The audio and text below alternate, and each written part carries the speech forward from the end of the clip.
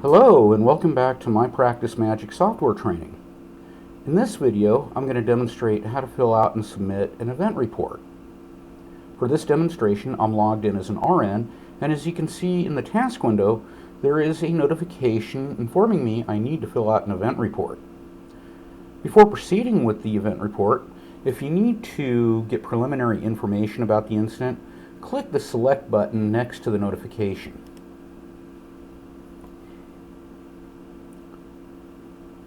The information that's provided here is basic. We have a patient name, patient ID, and the surgery date, as well as the event itself. To exit the notification, I highly suggest using the Back to Main button, which is the green arrow, rather than the green check mark. And the reason is, if you click the green check mark, the notification is then placed into your archived tasks and cannot be deleted. By clicking on the Back to Main, it remains in your current tasks and from there can be deleted. Alright, let's fill out an event report. To initiate an event report, click the event hyperlink in the Initiate Task pane.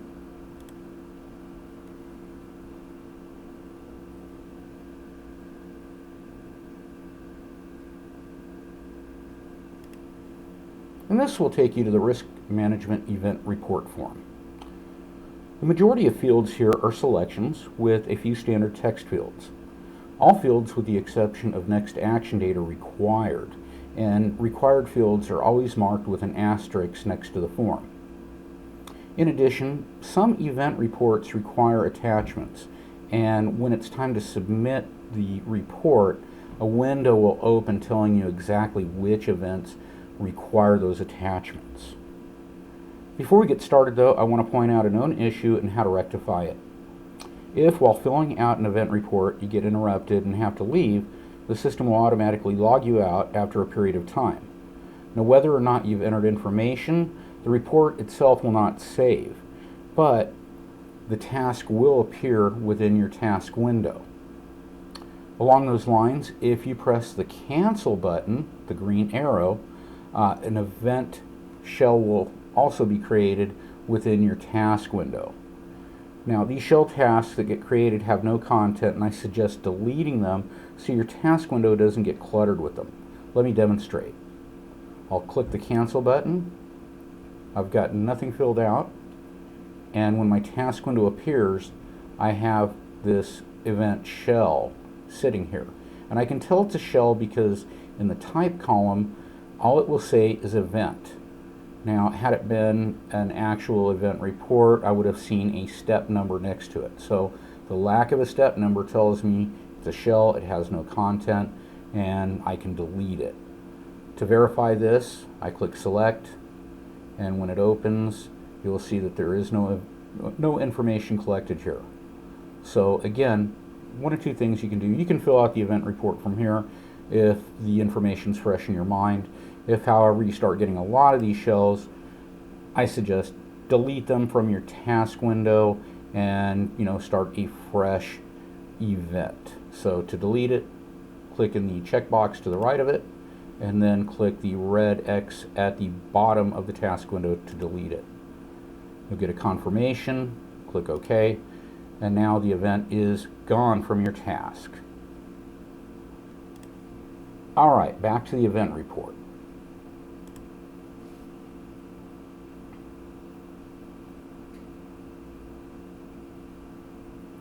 Alright, so we're back in our event report form. The first thing we want to do is select our patient. And you do that by clicking the magnifying glass icon next to the patient field. When the search window opens, you will have 6 fields that you can do advanced searches on. Again, this information comes from INET, and as soon as you've entered in surgical information on a patient, this list will continue to grow, so I highly suggest using the search feature. The patient I'm looking for, his first name is Rex, so again, the search is case insensitive. Press search, and I'm provided with a list of patients named Rex.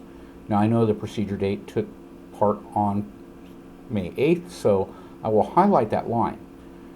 In the incident video, I told you you can single click and press OK, or you can double click. This time I'm going to double click. And once I do that, information will transfer over to the event report form. Several fields are pre-populated for you, including patient name, procedure date, patient ID, and physician. Now, after selecting the patient name, you can also view details as to the procedure by clicking the surgery details hyperlink to the right.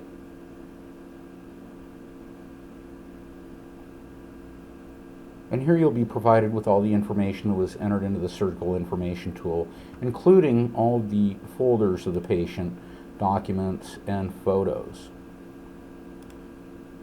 To exit this form, simply click the back button. Okay, let's fill out the event report.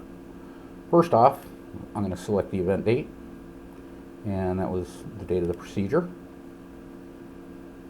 And next action date. Again, it's not required, and you can leave it blank. However, I just suggest selecting a week out from the current date. And now your event drop down. You have all the events shown here that are on the SharePoint tool. And once you've selected an event, the reference questions that are associated with that event will appear. So in this case, I'm looking for surgical case greater than 3.5 hours.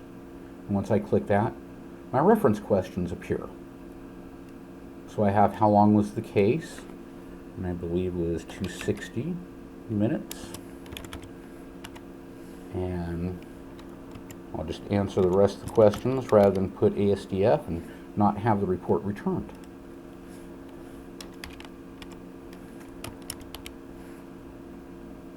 All right, the reference questions have been answered.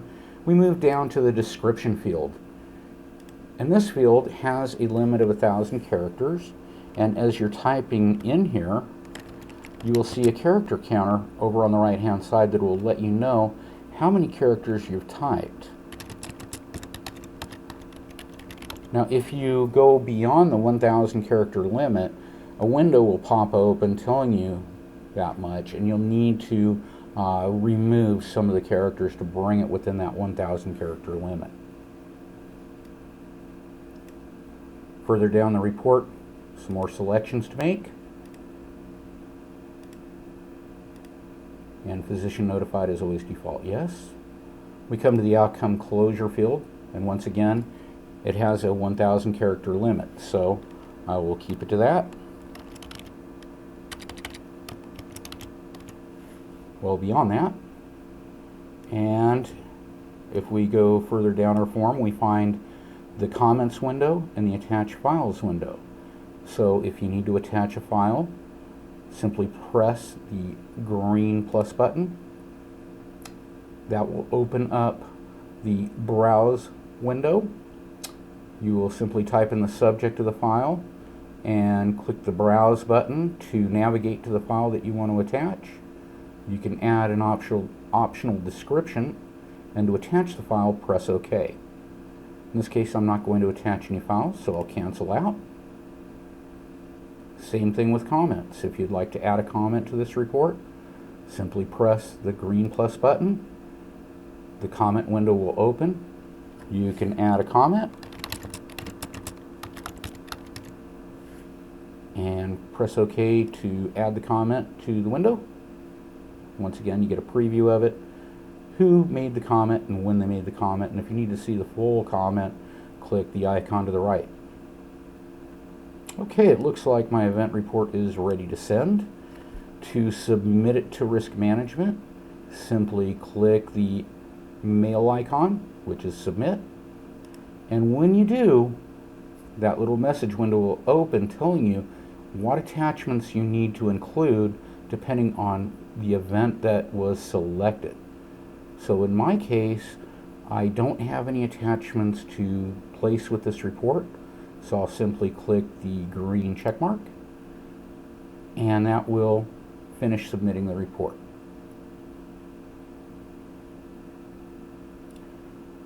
From this point, this notification isn't applicable anymore. We've filled out the report, so we can go ahead and delete that. So to delete, once again, click in the checkbox to the right, click the red X at the bottom of the task window, confirm the deletion, and I like that. No tasks. Great shape. So there you have it, event reports from A to Z. In our next video, we're going to see how to conduct a 1-week post-op survey.